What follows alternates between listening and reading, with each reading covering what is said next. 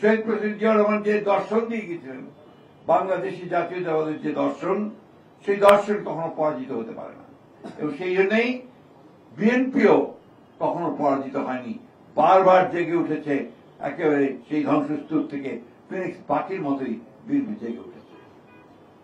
প্রিয় সাংবাদিক বন্ধুগণ, তাই 7ই নভেম্বর আমাদের কাছে, গোটা জাতির কাছে অত্যন্ত গুরুত্বপূর্ণ একটা দিন।